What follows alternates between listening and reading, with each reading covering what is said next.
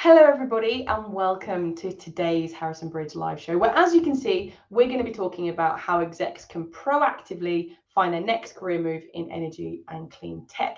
Now, today's guest is someone I've been trying real hard to get on the show for a while, and that is, of course, Mr. Lee D'Souza. How are you doing, Lee? I'm doing very well, Kirsty. It's great to be here on my own show. Well, your show, my show, either or. Okay, so let's just dive straight into it, Lee. So the first question I have to ask is, so why are we doing this? Why is it so hard to find exec roles? Yeah, so there's several challenges here, Kirsty. I think the more senior you become, the harder it is to get senior roles because there's less of them and not all Mm, roles are advertised. And those that are advertised, hiring companies are receiving like hundreds of applications, and good candidates are often getting lost in the ether. So mm, we recently advertised a role where we had over 500 applicants. So it's just from our perspective and any recruiter or the hiring organization's perspective, it's not possible to speak to everyone. And then the other problem for applicants is that they don't know what the hiring organization is looking for. yeah. So, and I think there's also perhaps some common mistakes that job seekers make. So, they apply to lots and lots of jobs they have a slim chance of getting, wasting time writing cover letters that no one reads, sending their CV cold to lots of recruiters that don't specialize in helping people like them. Um, and then they have this perception that perhaps the market is quiet, which may not be the case. The reality is that they're not aware of all the roles that are out there.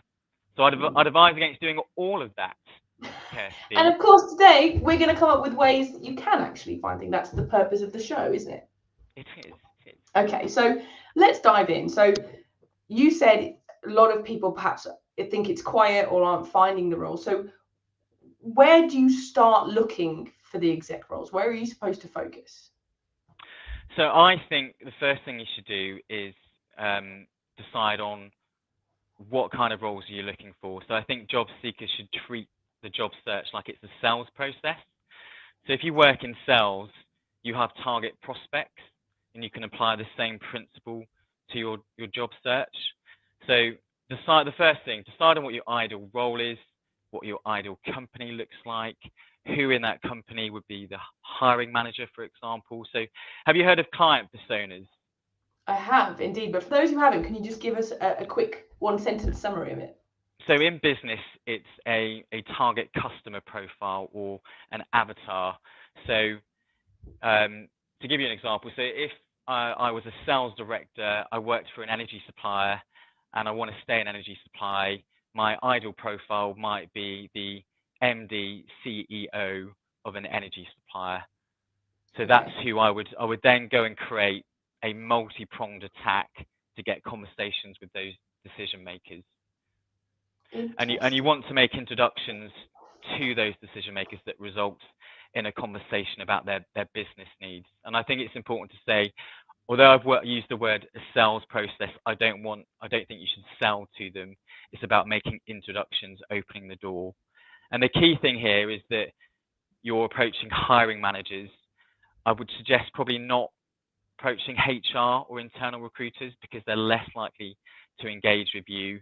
And quite often they don't know about the future roles that are coming up.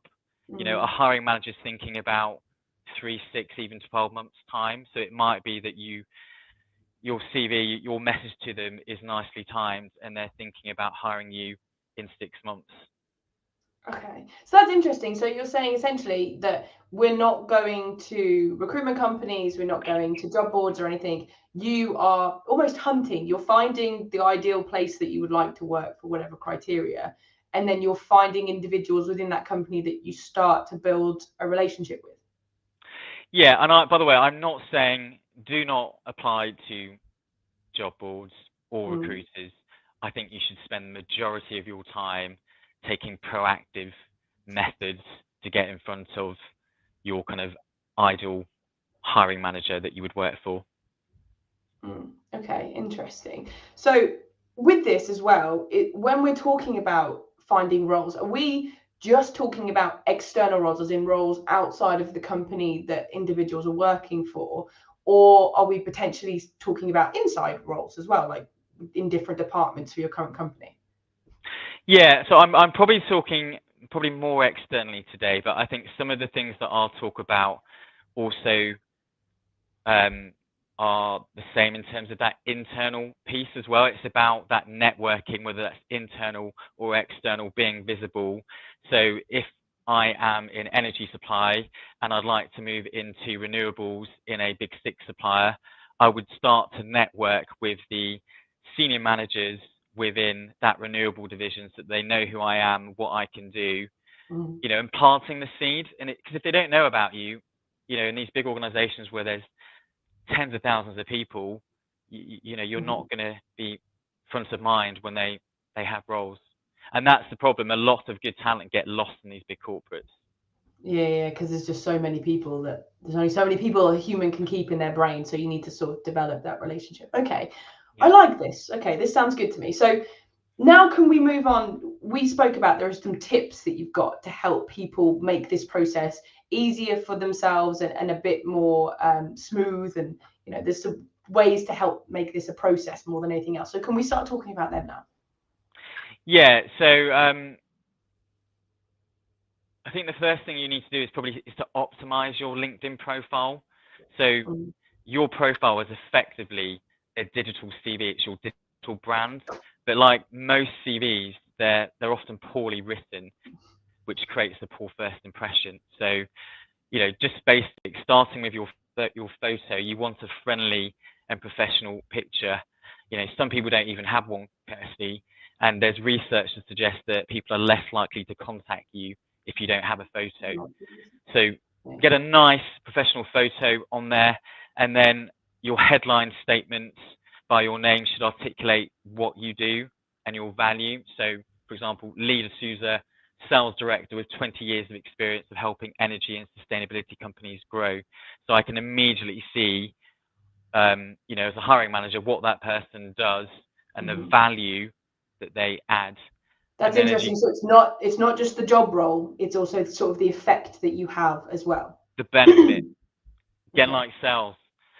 And then the about page, you want to list your key achievements and use keywords that highlight your skills and experience. So that's really important because recruiters do keyword searches to find the candidates they want. So you are more likely to come up in searches by recruiters if there is a plethora of keywords that match the role that they're looking for. And the same advice applies to your CV. You know, so many CVs and LinkedIn profiles that we read are boring, are functionally written. They do not sell the sizzle. And every hiring manager is thinking, what's in it for me if I hire this person? How will this person make my organization better, make my division more money, make my life easier? So this is about making people want to contact you, not scroll past you. So that there's loads of free guides. We could do another separate show on this, but it's really important that you get your digital brand right, and you know you're killing two birds with one stone because you can mirror what's on your LinkedIn profile onto your CV.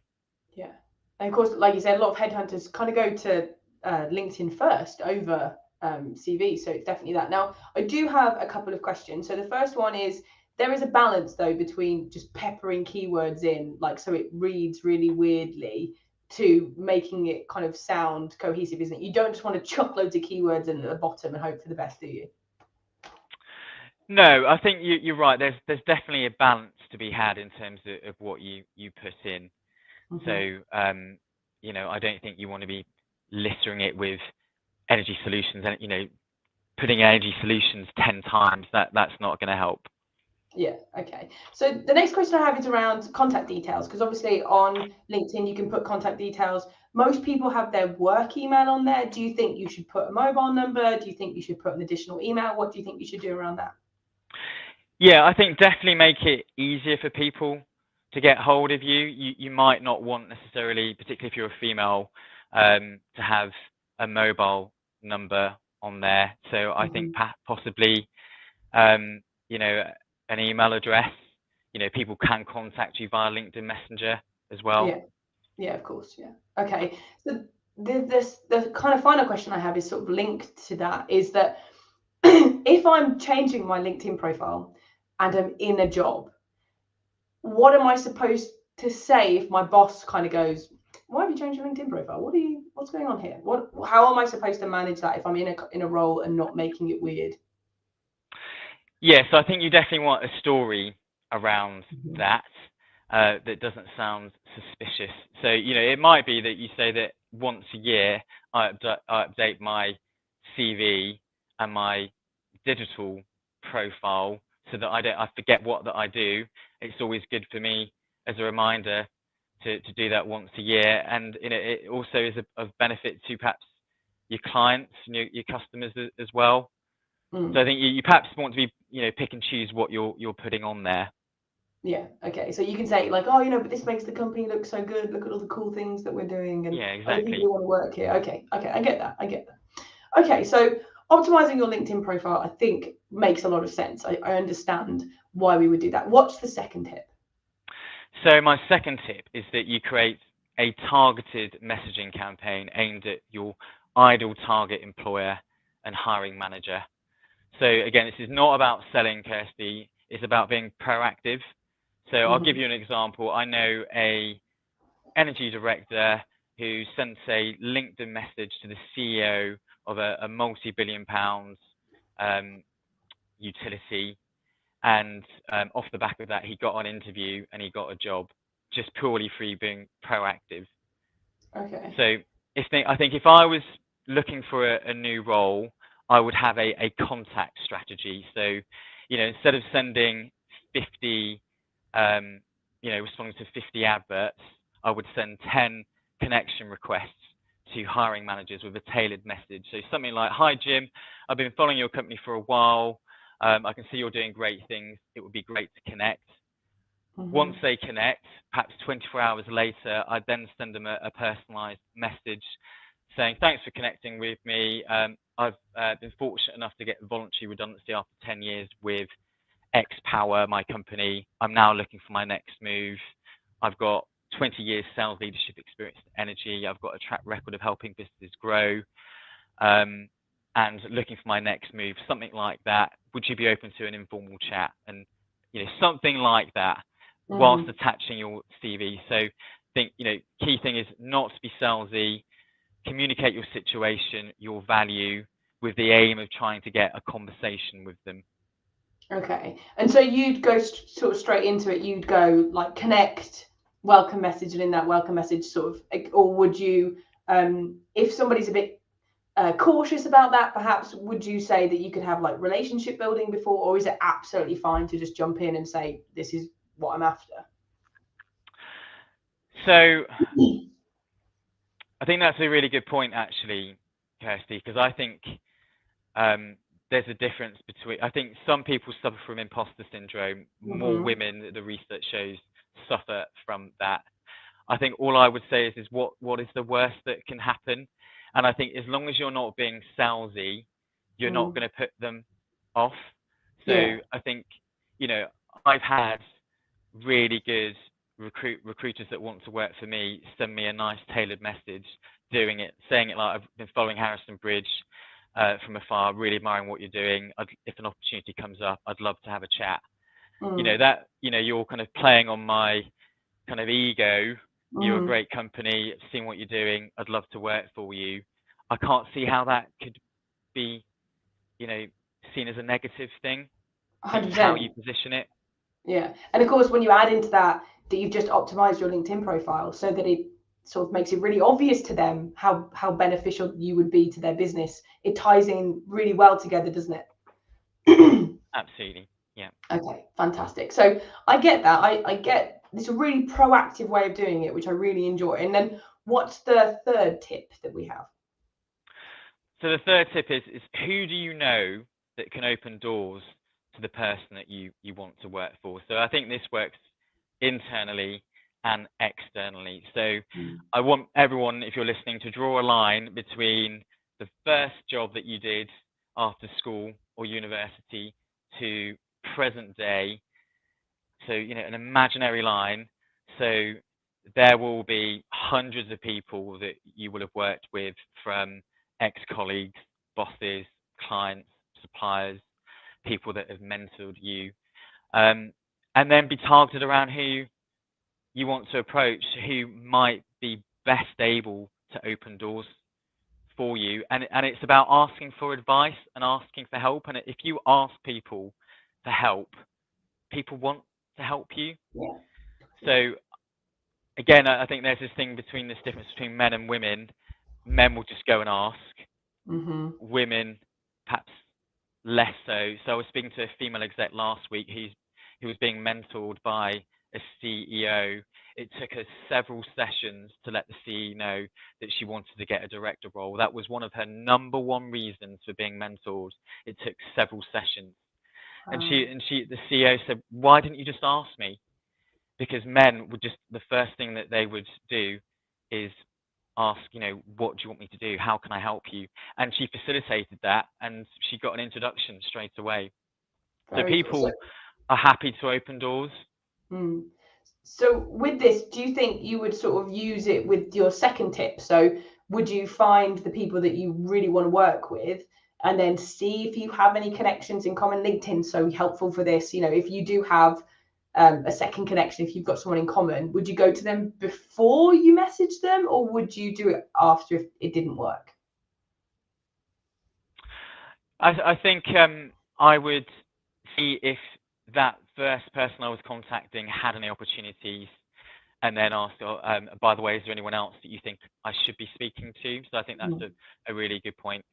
Who do you know? So it's not just your network, it's your network's network.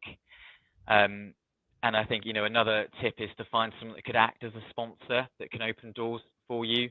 Again, if you're a female or you're from an underrepresented group, a lot of organizations have got targets from a diversity perspective. So, they will want to help you. And I think another point, in terms of working in the corporate world, is that upward management, managing your career, having sponsors, asking for people to help open doors for you. Yeah, what I really like about this is just how proactive it is, because sometimes when you're job hunting, it can feel really sort of disheartening because you're not in control of a lot of the things. You send your CV off and you sort of cross your fingers and hope for the best. Whereas these 3 tips that you've just explained are a really proactive way of getting yourself out there, making connections, figuring out what you want and going for it. And I feel like as a job seeker, it can feel really, depressing almost sometimes. But this is such a proactive way. I think it gets rid of a lot of that.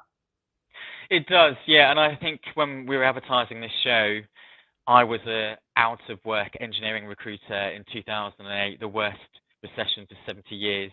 There were hardly any recruitment jobs. I wasn't getting any responses from adverts. So I used my recruitment skills to make direct approaches to people. Within a month, I'd got 4 interviews, and I got a job offer. And that was even before LinkedIn. So LinkedIn is such a good tool if you use it in the right way. Perfect. Okay, so I really like those tips. Optimizing your LinkedIn profile is obviously the starting point because it helps creating a targeted messaging campaign so much easier, as well as using your network and figuring out. People are more likely, I feel like, to recommend you and help you if they can see on written paper why you're so helpful to you. So I really like that all 3 of those tie together. So the next question I have, though, is in doing this, how can I be more visible? How can I make myself more appealing outside of just my LinkedIn and a proactive way? Okay, good question, Kirsty. I think so. There's so many energy. There's so many different networking groups out there and conferences. So I think go and attend some of them. Ideally, where your ideal hiring manager might go. So I go to the Energy Industries Club lunch, which is once a month between October and April. There are shed loads of CEOs, senior leaders. So go and have a networking lunch at those sorts of places. Post on LinkedIn to demonstrate your expertise. So someone that is really good at that is Monica Collins, who's the CEO of So Energy. So she's often providing thought leadership articles, which will get her name out in front of a wide audience. I think if you're going to do that, your content has to be really high quality. So it does take some effort, but I think it's really worth it. Comments on the posts of senior executives that you would like to work for, that's also going to get you noticed. So, don't do it in a sycophantic way, but, in a genuine way. And then that, again, will make it warmer if you made an introduction to them via a LinkedIn message, after a week or so. So I think those are a few things that you can do. Yeah, so there's stuff that you can do outside. You can go and find those. Is there a really easy place to find those events, or is it just something that in the sector you know about? I think most people know the events that are out there. I mean, I think Energy Live News do lots of various events. There's lots of, again, there's lots of these social events. You can go and just meet people. And I think the key thing is sometimes we see people that are lacking confidence due to they've been through quite a traumatic redundancy. You do kind of need to be quite positive, because if you come across as beaten up, that's not going to help you get a job. So, just various socializing events, have a positive spin on your story. I've survived 3 reorganizations at this big 6 supplier. I got offered a great voluntary redundancy package. It was too good not to be true. I'm really excited about my next opportunity. Is there anything you think, any doors that could be opened at your company? Okay, yeah, okay, that makes sense. And then when it comes to posting, obviously you said that the sort of quality has to be really good. Would you therefore say that you should post like less frequently but better stuff than just trying to write a post every day to get everything out there? Yeah, I think definitely quality over quantity, I think, in terms of what you're writing. And if you're not sure what to write, go and follow some, influencers that are very good at doing posts. So, Monica Collins is certainly one of those. Joe Butlin is another one. Okay. And then, like you said, if somebody's thinking, oh, posting is a little bit outside my comfort zone, then the next kind of best thing to do would be to comment on those kind of people. Insightful comments, read their articles, have an opinion, have a question, have a story that relates to yourself. It's not just a great article, Monica. That's not the kind of comments that you're looking for, is it? No, I agree. And I think, if you're an expert on something and you're the expert, people want to hear what your thoughts and opinions are. So you perhaps might not want to be controversial, because you kind of have to toe a corporate line if you're going to work for a big corporate. It depends on the organisation that you're working for. Yeah. Okay. Fantastic. Okay. Well, Lee, we are unfortunately coming towards the end of the show now, but in a second, we have some top tips for people who are looking for a career move, things that they can do to help with what we've spoken about today. But before then, can we talk about who we've got on the show next time? Because it is a topic that I think has a lot of zeitgeist and a lot of people are really interested in. Yeah, 100%. So the next show is on how utilities can drive operational improvement using data and AI. So that is October the 11th. We have Steve Roberts, who's the utility lead from Palantir, and they build world-class software for data analytics and data-driven decision making. So what we're seeing is that a lot of utility companies are sitting on all of this data and they don't know what to do with it. And, there's lots of staff that are still doing manual processes that could be automated. So we're going to discuss where to start and the benefits of digitizing your data. I am very excited about that show, and I will be the layman on that show asking all the questions. Likewise. Because I don't understand things. So I'm very excited about that. Okay, fantastic. So that's next time's show. So before we end though, Lee, obviously we covered quite a lot today, and we really like to on this show give people really practical things that they can consider and go away and take away. So you've broken my rule today. You have 3 top tips instead of just 1, which I've allowed because it's your special show. But we'll talk about it later. So what's the first top tip that you have for everybody today? So I want to reiterate that you should treat your job as a sales process. My second tip is quality over quantity. Mm-hmm. And then my third tip is adopt a growth mindset. So there'll be plenty of people that say, "Oh, that won't work for me. I don't really feel comfortable, doing that." I can tell you there are plenty of people that have done the things that I've mentioned and they've got themselves a job.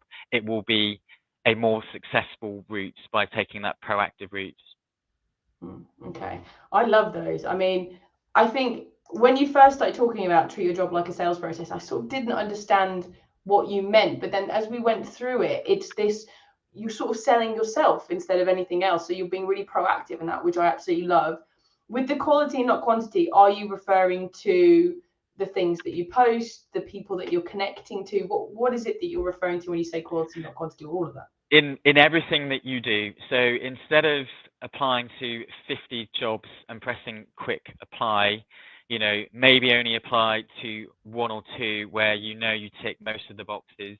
By the way, I think another tip there is to perhaps send your CV direct to the hiring manager if you can, because Okay. you're going to get lost when there's 500 applicants. Yeah, and then I think sending 5 tailored messages to your hiring manager rather than just sending 50 connection requests to, lots of different hiring managers who don't know whether they would hire you or not. So it's quality, being tailored, adopting a personalized approach that will gain you more success. And it's all about trying to get a conversation with these people. And then again, when you're speaking to these people, it's not about sell, sell, sell. You're trying to uncover what their business challenges are, and then introducing you as the solution to their problems. Every hiring manager is thinking when they interview someone, what's in it for me? How can this person make me more money? How can this person get me promoted, make me look good? So they need to hear that tangible evidence why you're good at what you do. And I think a lot of people, talk functionally around what they do. They don't sell the sizzle. Oh, I love that.